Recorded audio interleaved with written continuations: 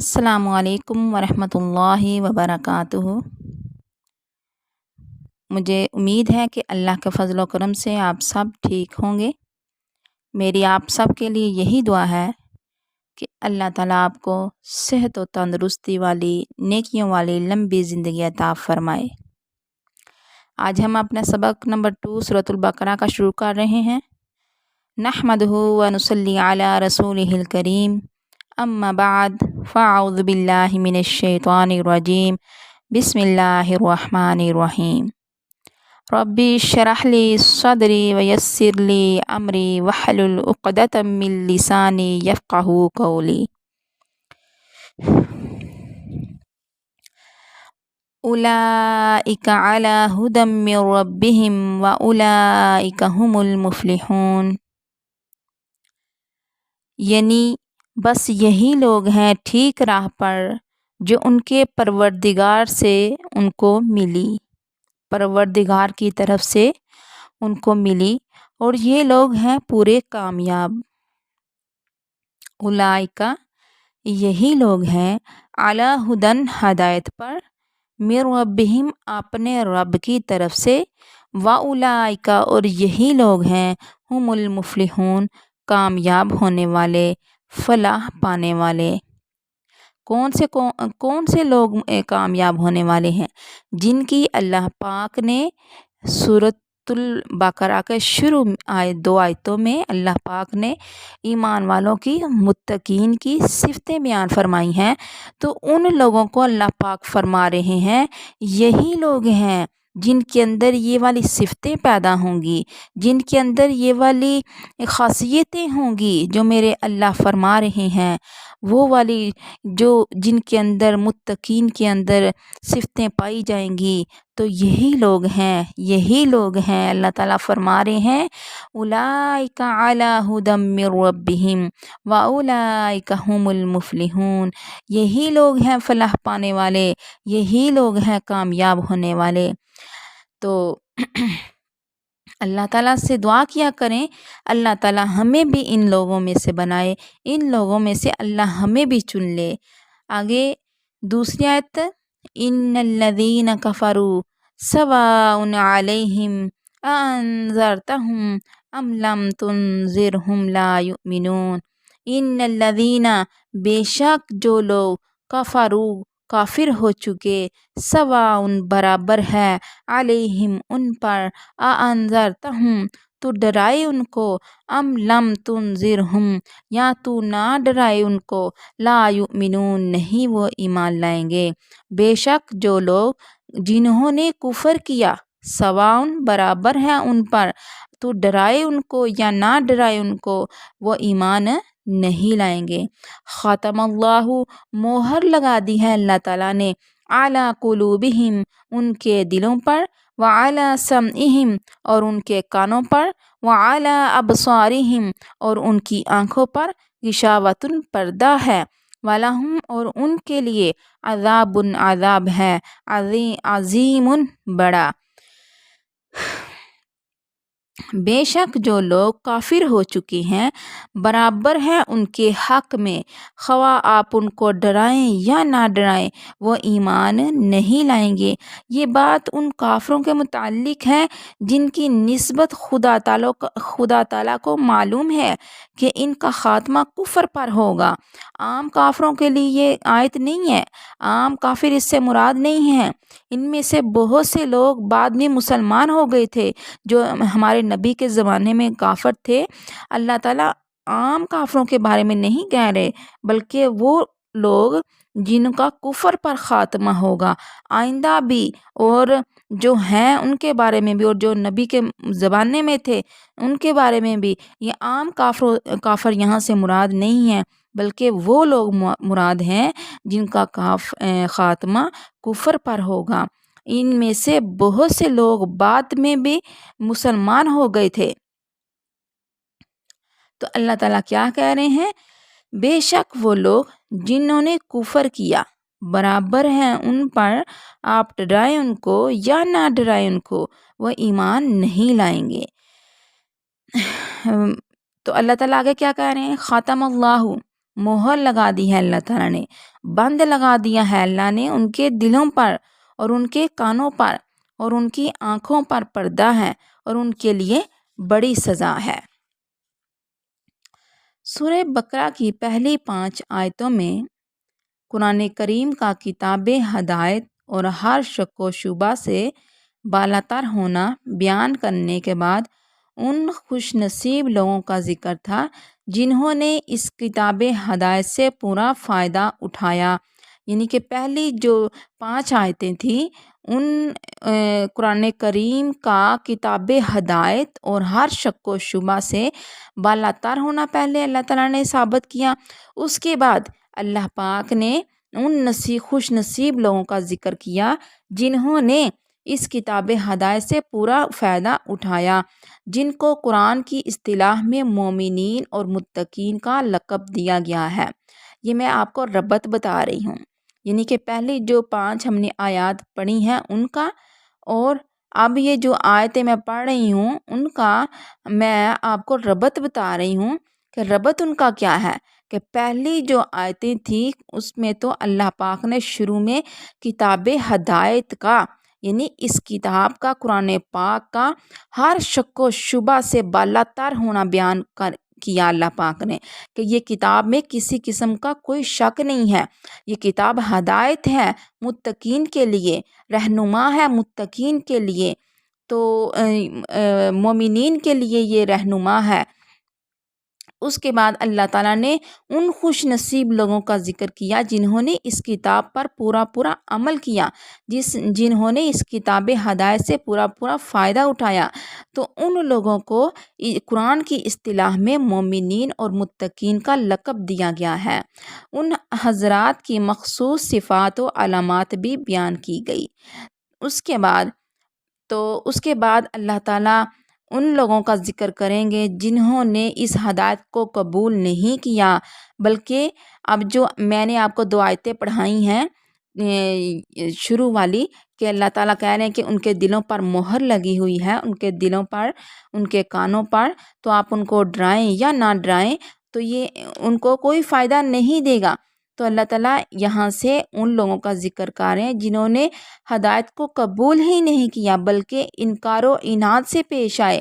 پھر ان لوگوں میں 2 گروہ تھے، ایک وہ جنہوں نے کھل کر انکار کیا، مخالفت کا راستہ اختیار کیا، جن کو قرآن کی اصطلاح میں کافر کہا گیا۔ دوسرے وہ لوگ، ایک تو لوگ وہ ہو گئے جنہوں نے کھل کر انکار کیا، مخالفت کی، مخالفت کا راستہ اختیار کر لیا، اور قرآن کی اصطلاح میں ان کو کیا کہا جاتا ہے؟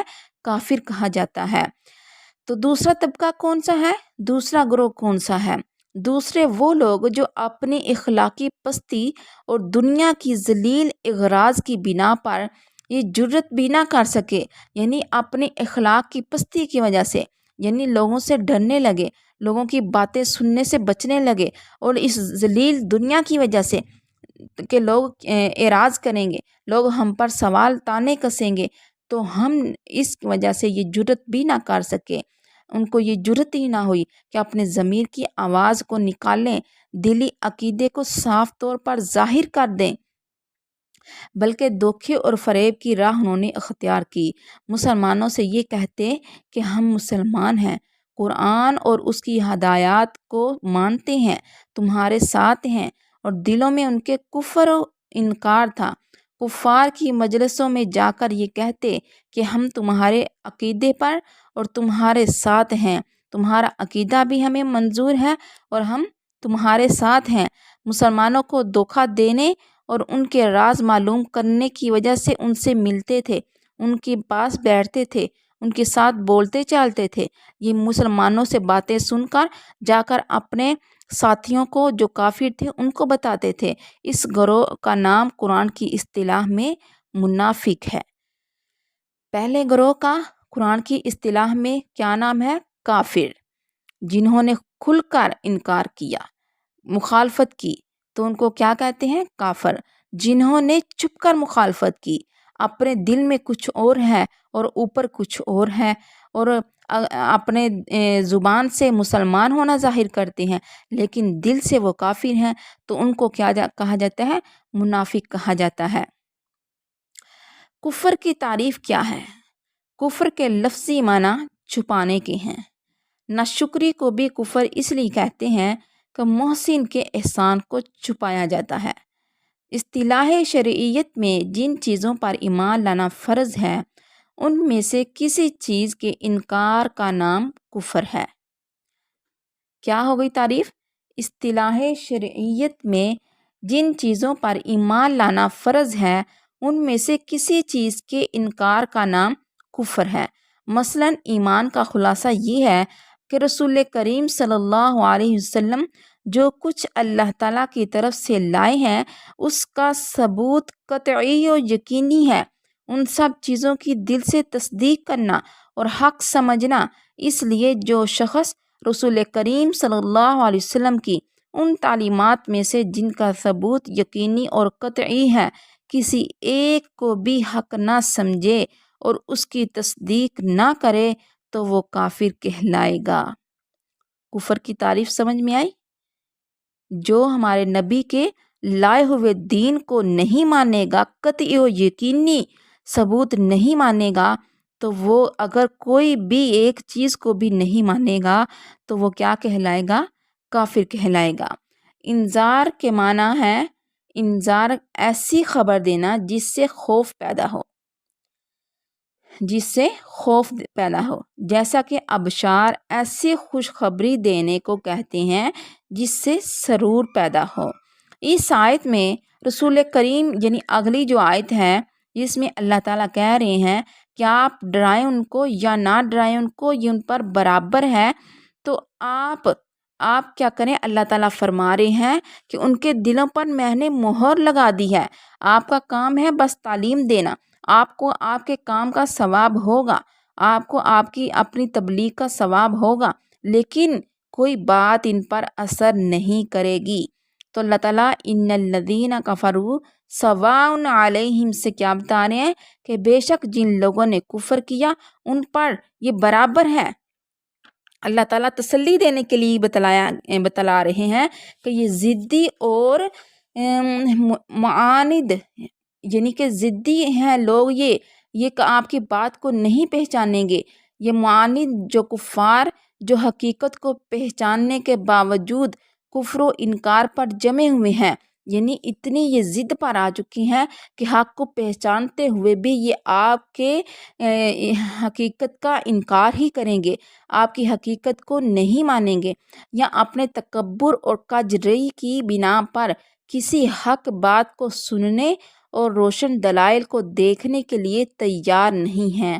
ان کی اصلاح اور ایمان کے متعلق جو آپ صلی اللہ علیہ وسلم کوشش کرتی ہیں ان کے لیے مؤثر ثابت نہ ہوگی، یعنی ان کے لیے اثر نہیں ہوگا۔ آپ جو کوشش کر رہے ہیں کہ ان کے اندر ایمان آ جائے، ان کی اصلاح ہو جائے، تو یہ آپ کی کوشش جو آپ کر رہی ہیں آپ کو تو ثواب ہوگا، تو ان کے لیے کوئی یہ مؤثر ثابت نہیں ہوگی، ان کو کوئی اثر نہیں ہوگا۔ اس وجہ سے اگلی آیت میں اللہ تعالیٰ نے بتا دیا کہ آپ کیوں نہیں ان پر اثر ہوگا، کہ اللہ تعالیٰ نے ان کے دلوں اور کانوں پر مہر لگا دی ہے اور ان کی آنکھوں پر پردہ پڑا ہوا ہے، سوچنے سمجھ کے جتنے راستے تھے وہ سب بند ہیں، اس لیے ان سے اصلاح کی توقع رکھنا سر درد ہے۔ کسی چیز پر مہر اس لیے لگائی جاتی ہے کہ باہر سے کوئی چیز اس میں داخل نہ ہو سکے۔ ان کے دلوں اور کانوں پر مہر لگانے کا یہی مطلب ہے کہ ان میں قبول حق کی کوئی گنجائش باقی نہیں رہی، قبول حق کی کوئی گنجائش باقی نہیں رہی، کیونکہ ان کے کانوں پر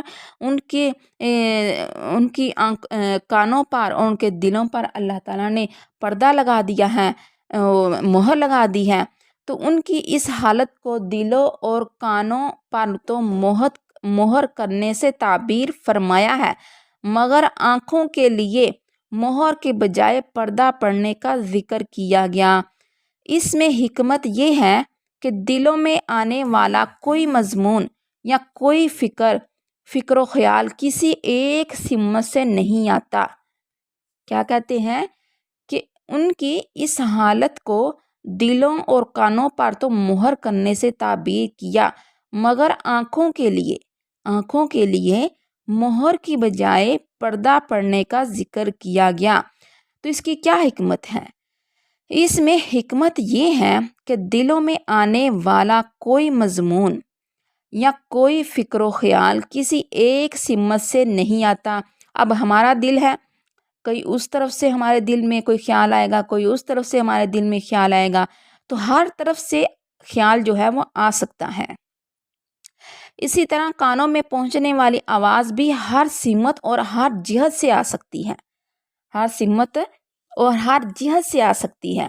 کانوں پر بھی ہر سمت سے آواز آ سکتی ہے اور دل میں بھی ہر سمت سے ہر جہت سے آواز آ سکتی ہے، خیال آ سکتا ہے۔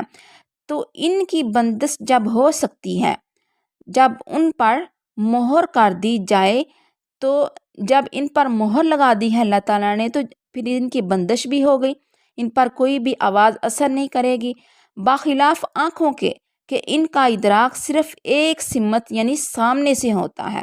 جس طرف ہم دیکھتے ہیں بس ہمیں اس طرف سے نظر آتا ہے، سامنے سے، پیچھے سے ہمیں نظر نہیں آتا۔ اور جب سامنے پر پردہ پڑ جائے تو آنکھوں کا ادراک ختم ہو جاتا ہے۔ ایک اور حدیث میں ہے کہ انسان جب کوئی گناہ کرتا ہے تو اس کے قلب پر ایک سیاہ نقطہ لگ جاتا ہے، اور جس طرح سفید کپڑے پر ایک سیاہ نقطہ انسان کو ناگوار نظر آتا ہے، پہلے نقطہ گناہ سے بھی انسان پر پریشان ہوتا ہے۔ جب پہلا انسان کے دل پر نقطہ لگتا ہے گناہ کرنے کی وجہ سے، تو انسان پریشان ہو جاتا ہے، لیکن اگر اس نے اس گناہ سے توبہ نہ کی اور دوسرا گناہ کر لیا تو ایک دوسرا نقطہ سیاہ لگ جاتا ہے، اور اسی طرح ہر گناہ پر سیاہ نقطے لگتے چلے جاتے ہیں، یہاں تک کہ یہ سیاہی سارے قلب پر محیط ہو جاتی ہے، اور اب اس کا یہ حال ہو جاتا ہے کہ وہ نہ کسی اچھی چیز کو اچھا سمجھ سکتا ہے، نہ بری چیز کو برا سمجھ سکتا ہے۔ غرض نیکی بدی کا امتیاز اس کے دل سے اٹھ جاتا ہے، نہ اسے نیکی کا پتہ چلتا ہے نہ اسے برائی کا پتہ چلتا ہے، وہ ان دونوں میں امتیاز یعنی فرق ہی نہیں کر سکتا۔ اور پھر فرمایا کہ اسی ظلمت و سیاہی کا نام قرآن کریم میں آتا ہے نا، کلا بل ران علی قلوبہم ما کانوا یکسبون۔ تو قرآن پاک نے اسی ظلمت و سیاہی کا دوسرا نام ران سے لیا ہے۔ حضرت ابو ہریرہ رضی اللہ تعالی عنہ سے منقول ہے کہ ان حضرت صلی اللہ علیہ وسلم نے فرمایا کہ انسان جب کوئی گناہ کرتا ہے تو اس کا دل سیاہ ہو جاتا ہے، پھر اگر وہ توبہ کر لے تو صاف ہو جاتا ہے۔ اگلی آیت ہے وَمِنَ النَّاسِ مَن يَقُولُ آمَنَّا بِاللَّهِ وَبِالْيَوْمِ الْآخِرِ وَمَا هُمْ بِمُؤْمِنِينَ۔ وَمِنَ النَّاسِ اور بعض لوگوں میں سے مَن يَقُولُ جو کہتے ہیں آمنا ہم ایمان لائے، باللہ اللہ کے ساتھ، وَبِالْيَوْمِ الْآخِرِ اور آخرت کے دن کے ساتھ، وَمَا هُمْ بِمُؤْمِنِينَ اور وہ ہرگز ایمان لانے والے نہیں ہیں۔ بعض لوگوں میں سے جو کہتے ہیں ہم ایمان لائے اللہ کے ساتھ اور آخرت کے دن کے ساتھ، اور نہیں ہوتے وہ ایمان لانے والے۔ یخادعون اللہ وہ دھوکہ دیتے ہیں اللہ تعالیٰ کو، والذین اور ان لوگوں کو آمنو جو ایمان لائے، وما یخدعون الا انفسہم اور نہیں وہ دھوکہ دیتے الا مگر انفسہم اپنی ہی جانوں کو، وما یشعرون حال اور نہیں وہ سمجھتے۔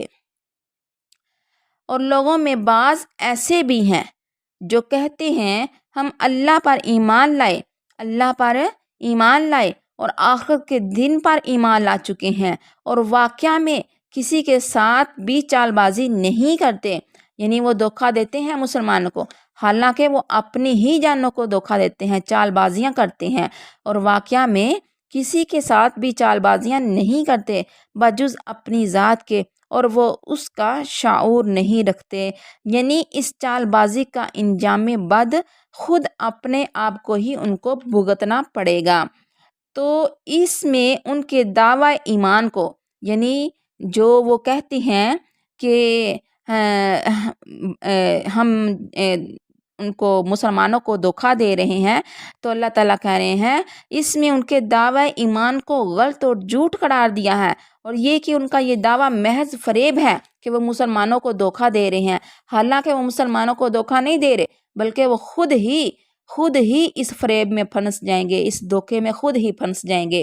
یہ ظاہر ہے کہ اللہ تعالیٰ کو کوئی فریب نہیں دے سکتا، اللہ تعالیٰ کو کوئی دھوکا نہیں دے سکتا، اور غالباً یہ لوگ بھی ایسا نہ سمجھتے ہوں گے کہ یعنی کہ یہ لوگ اندر سے ان کو پتہ ہے کہ ہم اللہ کو دھوکا نہیں دے سکتے، مگر رسول اللہ صلی اللہ علیہ وسلم اور مسلمانوں کے ساتھ ان کی چال بازیاں کو ایک حیثیت سے اللہ کے ساتھ چال بازی قرار دے کر فرمایا کہ یہ لوگ اللہ کے ساتھ چال بازی کرتے ہیں، یعنی جو مسلمانوں کے ساتھ، جو رسول اللہ صلی اللہ علیہ وسلم کے ساتھ چال بازیاں کرتا ہے، ان کو دھوکا دیتا ہے، وہ اصل میں اللہ کو دھوکا دے رہا ہے، کیونکہ ہمارے نبی اللہ کے فرمان کو لے کر آئے، ہاں اللہ کا فرمان آگے پہنچا رہے ہیں، اور آگے جو منافق ہیں وہ یہ سمجھتے ہیں کہ ہم مسلمانوں کو دھوکا دے رہے ہیں، اور حالانکہ ان کو پتہ ہے کہ ہم اللہ کو دھوکا نہیں دے سکتے، اللہ تو ہمیں جانتے ہیں، ان کا اللہ پر یقین ہے، لیکن پھر بھی اس کے باوجود وہ مسلمانوں کو دھوکا دے رہے ہیں۔ تو اللہ تعالیٰ کیا فرماتے ہیں کہ وہ میرے نبی کو اور مسلمانوں کو جو دھوکا دے رہے ہیں اصل میں مجھے دھوکا دے رہے ہیں، تو اللہ کے ساتھ کوئی دھوکا بازی نہیں کر سکتا۔